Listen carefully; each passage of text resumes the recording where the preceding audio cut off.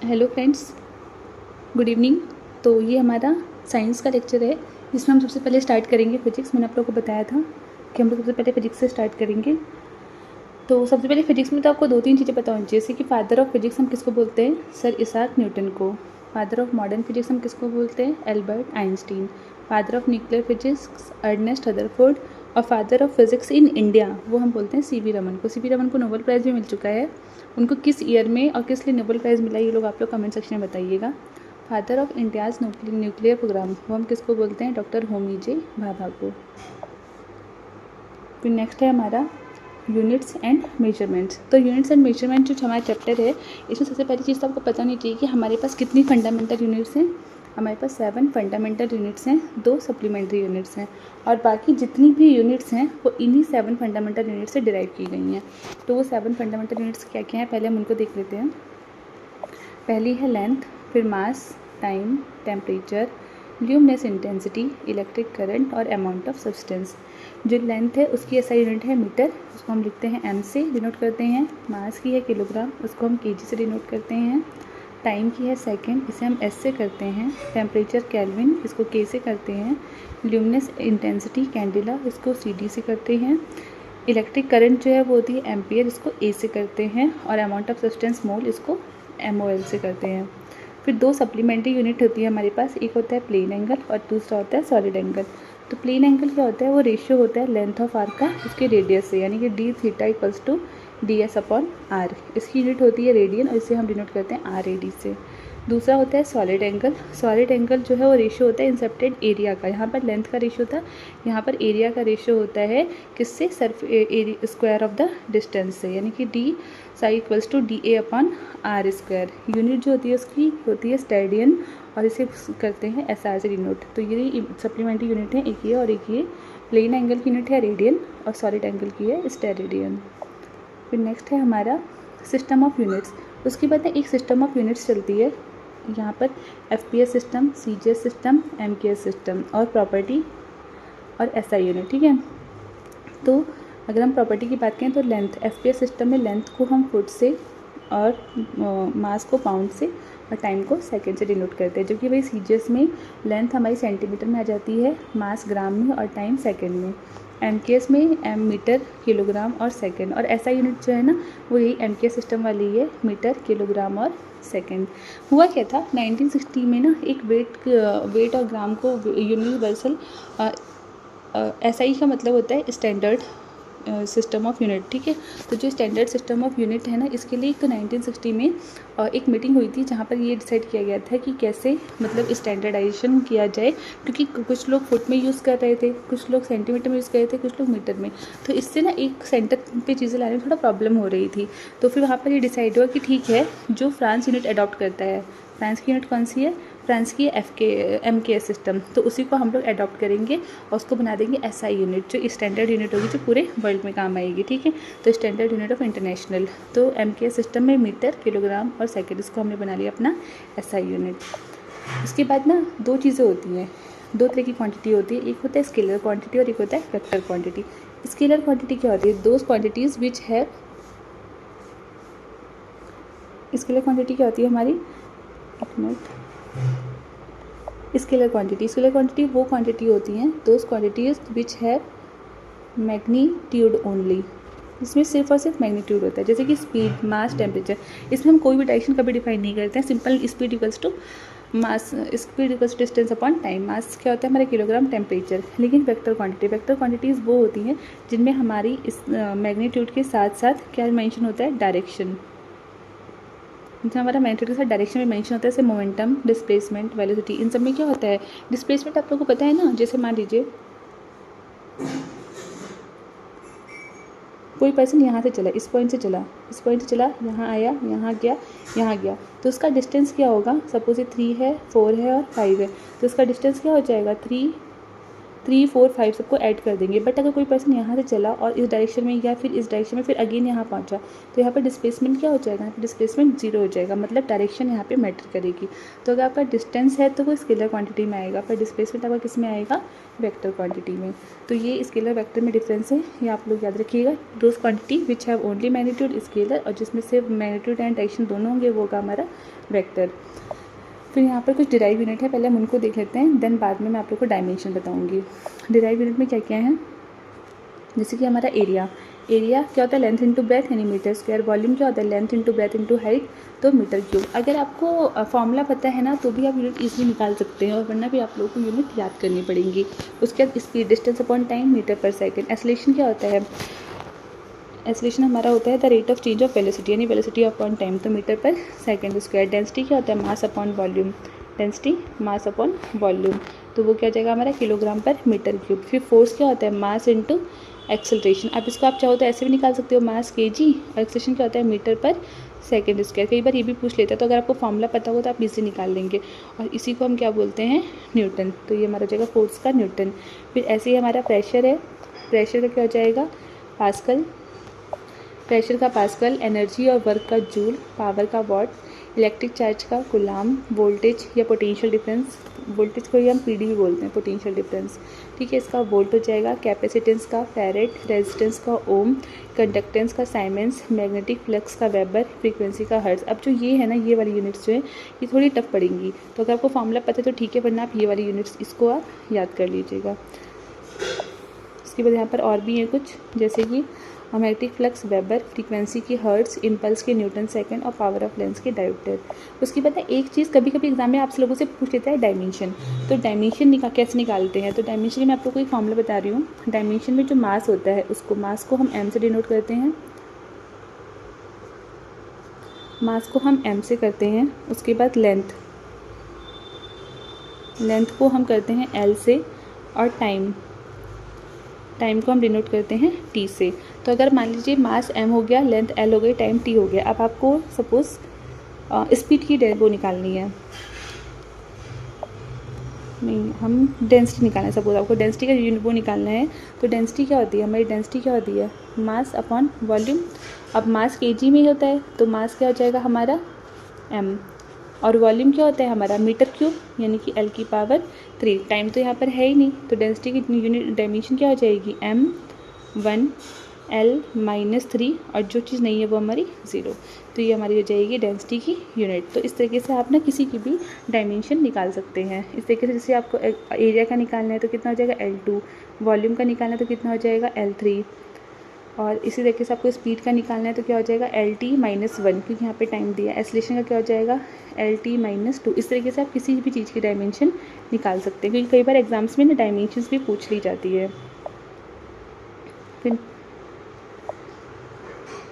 फिर नेक्स्ट हमारा जाता है एस्ट्रोनॉमिकल यूनिट। ये 3 यूनिट्स इंपॉर्टेंट हैं, ये बार बार एग्जाम में, कई बार एग्जाम में पूछी गई हैं। एस्ट्रोनॉमिकल यूनिट, तो एस्ट्रोनॉमिकल यूनिट ये तीनों किसका मेजरमेंट है, डिस्टेंस का। अब एस्ट्रोनॉमिकल यूनिट क्या होती है, इसे यूज़ किया जाता है मेजर करने के लिए distance within our solar system. और 1 AU इक्वल्स टू कितना होता है, 1.496 इंटू 10⁻11 मीटर, या फिर अप्रॉक्स में इसे हम ना 150 मिलियन किलोमीटर भी कह देते हैं। नेक्स्ट है light year. Light year distance travel by light in a vacuum in a year. जितना डिस्टेंस ट्रेवल किया जाता है लाइट के द्वारा किसी वैक्यूम में एक ईयर में, वो कितना होता है 9.461 इंटू 10⁻15 मीटर। और लाइट की जो स्पीड होती है वैक्यूम में कितनी होती है, 3 इंटू 10⁸8 मीटर पर सेकेंड, ठीक है, मीटर पर सेकेंड।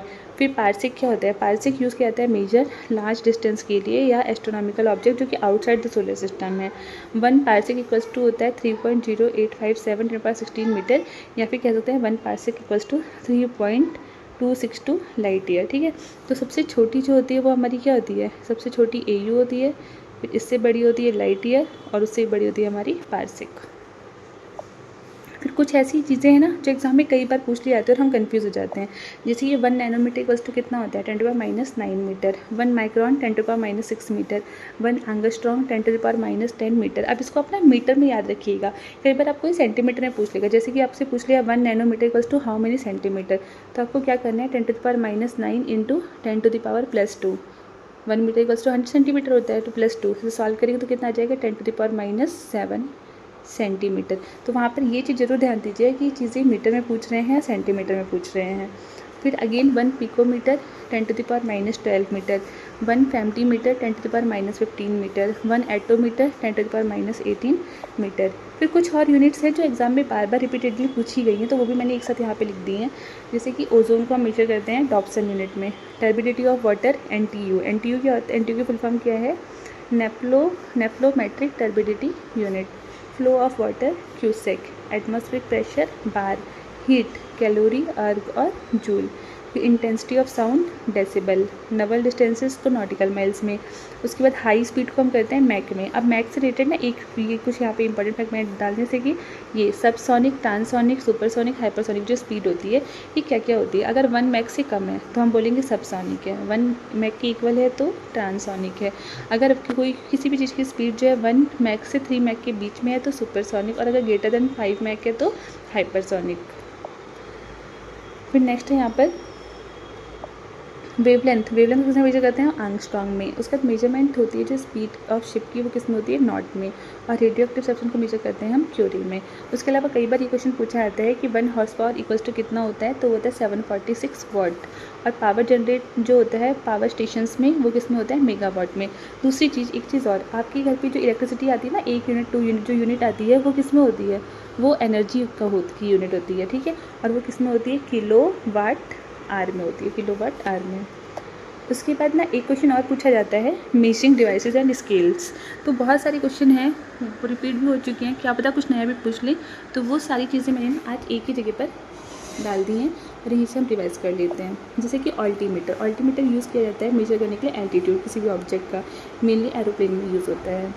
फिर एमीटर वो इंस्ट्रूमेंट है जो यूज़ करता है इलेक्ट्रिक करंट को सर्किट में। इसके अलावा एक होता है गैल्वेनोमीटर भी इसीलिए यूज़ होता है, लेकिन गैल्वेनोमीटर जो है बहुत ही स्मॉल करंट को मेजर करता है। फिर एनीमोमीटर, स्केल्स जो हमारे एग्जाम में कई बार पूछे जाते हैं। कुछ स्केल्स आप लोग को याद हो चुके होंगे, पर कुछ स्केल्स ऐसे हैं जो दोबारा हो सकता है कि इंपॉर्टेंट है, आपसे अब पूछे जा सकते हैं। तो हम एक साथ सारे के सारे स्केल्स कर लेंगे। तो सबसे पहले स्टार्ट करते हैं अल्टीमीटर जो है यूज़ किया जाता है ऑल्टीट्यूड ऑफ एन ऑब्जेक्ट को मेजर करने के लिए। एमीटर मेजर किया जाता है इलेक्ट्रिक करंट को सर्किट में। इसके अलावा एक और होता है, एमीटर के अलावा एक और होता है गैल्वेनोमीटर। ये एक बहुत ही स्मॉल करंट जो होती है ना, बहुत ही स्मॉल करंट के लिए यूज़ किया जाता है। नेक्स्ट है एनीमोमीटर विंड स्पीड या विंड प्रेशर के लिए, ये कई बार एग्जाम में आ चुका है एनीमोमीटर।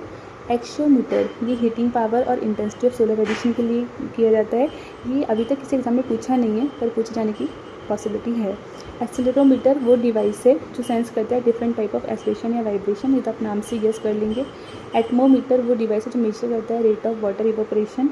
ऑडियोमीटर इंस्ट्रूमेंट जो मेजर करता है इवेल्यूटिंग हियरिंग एक्यूटी, ऑडियो से आप लोग अंदाज़ा लगा सकते हैं। बैरोग्राफ टाइप ऑफ बैरोमीटर होता है जो रिकॉर्ड करता है atmospheric pressure over the time in graphical form में। फिर नेक्स्ट है बैरोमीटर, ये एक डिवाइस है जो यूज़ की जाती है मेजर करने के लिए एटमॉस्फेरिक प्रेशर को। बोलोमीटर वो डिवाइस है जो मेजर करता है electromagnetic radiation via heating material temperature and dependent electrical resistance. फिर कैलिपर्स एक डिवाइस है जो यूज़ की जाती है मेजर करने के लिए डिस्टेंस दो अपोजिट साइड ऑफ ऑब्जेक्ट। फिर कैलोरीमीटर एग्जाम में पूछ चुका है। कैलोरीमीटर एक ऑब्जेक्ट है जिसमें वो प्रोसेस मेजर करता है heat of chemical reaction, physical changes as well as heat capacity. फिर कार्डियोग्राफ आप लोगों को पता है, कार्डियोग्राफ हार्ट से रिलेटेड होगा, तो ये रिकॉर्ड करता है graphically movement of the heart. Chronometer एक स्पेसिफिक टाइप का मैकेनिकल टाइम पीस है जो टेस्ट करता है, सर्टिफाई करता है सर्टेन प्रिसीजन स्टैंडर्ड्स। स्पेशलिस्ट कहाँ यूज़ करते हैं, नेविगेटर्स यूज़ करते हैं सी में क्रोनोमीटर, तो ये भी पूछ सकता है एग्जाम में। कोलोरीमीटर ये मेजर करता है absorbance particular wavelength light specific solutions का। फिर नेक्स्ट है कैथोमीटर जो है मेजर करता है वर्टिकल डिस्टेंस। उसके बाद क्रायोमीटर वो थर्मामीटर है जो बहुत ही, इसलिए एग्जाम में पूछ भी चुका है, ये बहुत ही लो टेम्परेचर ऑफ ऑब्जेक्ट को मेजर करता है। साइक्लोट्रॉन एक एपरेटस है जो एसिलेट करता है charge particle outward from the centre along the spiral path.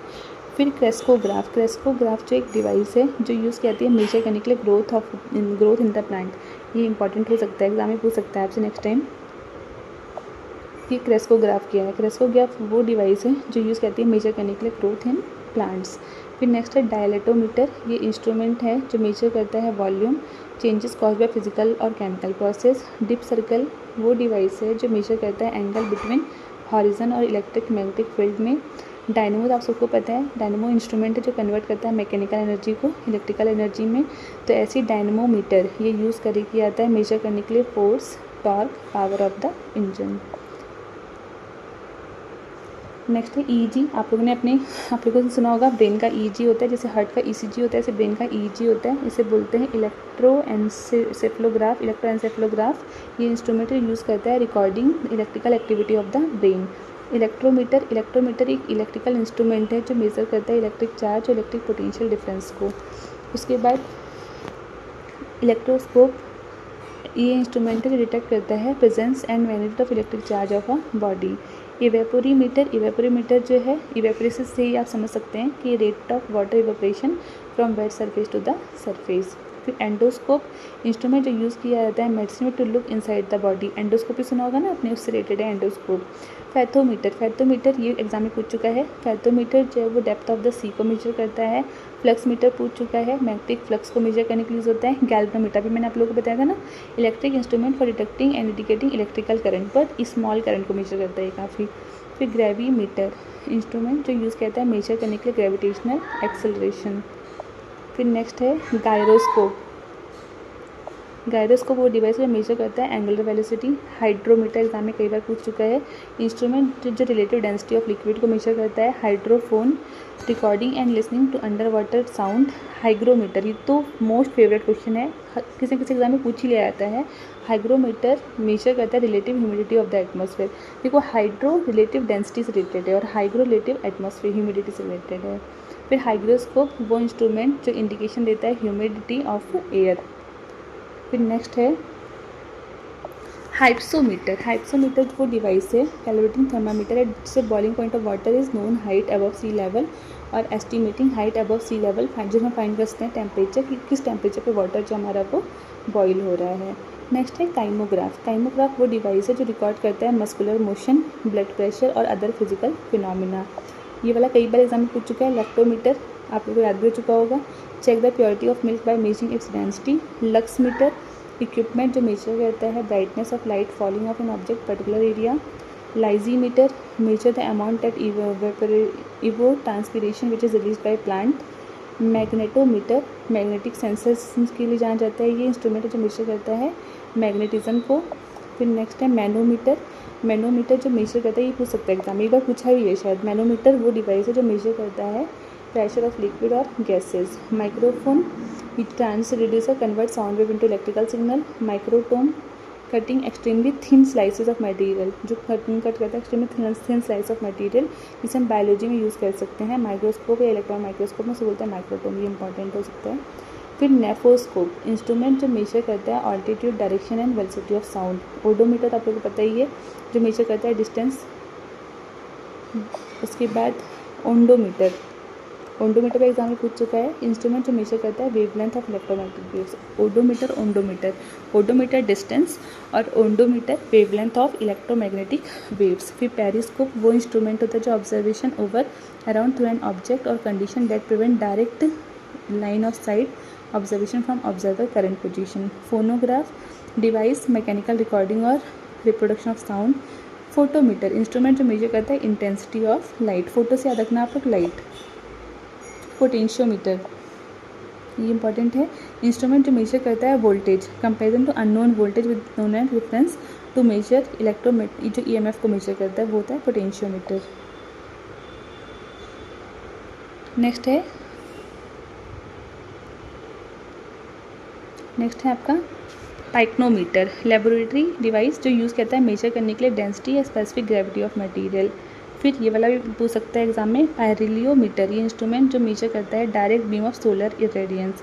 Pyrometer आप लोगों को पता ही है, remote sensing radiation thermometer use to measure high temperature के लिए होता है पायरोमीटर। ऊपर हमने पढ़ा था लो टेम्परेचर के लिए, यहाँ पर है हाई टेम्परेचर। फिर है साइक्रोमीटर एप्टीटर जो मेजर करता है relative humidity of the atmosphere. Rain gauge क्या होता है, रेन गेज जो है वो ओडोमीटर, पल्वियोमीटर और ऑम्ब्रोमीटर ये गैदर करता है मेजर करता है अमाउंट ऑफ लिक्विड। याद रखना रेन गेज से बस याद रखना amount of liquid precipitation over set of period. Radiometer वो डिवाइस होती है जो मेजर करता है रेडिएंट फ्लक्स या इलेक्ट्रोमैग्नेटिक रेडिएशन। फिर अगला है रिफ्रैक्टोमीटर, ये वो डिवाइस है जो मेजर करता है इंडेक्स ऑफ रिफ्रैक्शन, जो रिफ्रैक्टिव इंडेक्स होता है ना, उसके लिए हम यूज़ करते हैं क्या, रिफ्रैक्टोमीटर। फिर नेक्स्ट है सेलिनोमीटर। सेलिनोमीटर इंस्ट्रूमेंट है जो यूज़ करता है measuring salinity of water. Saccharimeter instrument जो मेजर करता है concentration of sugar solution. Sextant क्या होता है, इंस्ट्रूमेंट जो मेजर करता है एंगुलर डिस्टेंस दो विजुअल ऑब्जेक्ट के बीच में। फिर स्फैग्मानोमीटर जो आपका ब्लड प्रेशर मेजर करने के लिए यूज़ किया जाता है। स्टेथोस्कोप आप लोगों को पता ही है, मेडिकल डिवाइस यूज़ करता है sound of the heart. Speedometer आपके स्पीड ऑफ व्हीकल को मेजर करने के लिए यूज़ होता है। टैकोमीटर और विस्कोमीटर। तो टैकोमीटर जो इंस्ट्रूमेंट है जो मेजर करता है rotation of the speed, shaft और device, automobile and plane. Viscometer instrument use करता है measure the viscosity of fluid. Wind vane instrument showing the direction of wind. फिर सोनार एंड रडार, ये दोनों तो मोस्ट इंपॉर्टेंट है आपके, सोनार और रडार। सोनार की full form sound navigation and ranging. ये टेक्निक होती है जो यूज़ करती है sound propagation usually under water in a submarine navigation, navigate, communicate with detect object और under the surface of water such as other vessels. मतलब जो ये साउंड सोनार जो है हम किस में यूज़ करते हैं, नेविगेशन में यूज़ करते हैं। हम एक रे भेजते हैं, वो किसी पत्थर किसी से टकराती है और वापस आती है, इको करती है, उससे हमें जितना हम टाइम कैलकुलेट कर लेते हैं और फिर हमें पता रहता है कौन सी चीज़ कितनी कितनी डेप्थ पर है। ऐसे ही रडार है। रडार क्या होता है, radio detection and ranging. Radar वो ऑब्जेक्ट है जो ऑब्जेक्ट डिटेक्शन सिस्टम है जो यूज़ करता है रेडियो वेव को डिटरमाइन करने में range and angle of velocity of object. तो रडार जो हमारा किसको यूज़ करता है, रेडियो वेव्स को, जबकि सोनार जो है हमारा वो यूज़ करता है अल्ट्रासोनिक वेव्स को। तो ये भी याद रखना। तो ये दोनों तो मोस्ट इंपॉर्टेंट है, रडार और सोनार। तो यहाँ पर हमारी चीज़ें ख़त्म हो जाते हैं। तो ये हमारा लेक्चर था first chapter unit and measurement का और मेजरिंग डिवाइसेस का। तो आप लोगों को लेक्चर कैसा लगा कमेंट सेक्शन में बताइएगा। Thanks for watching.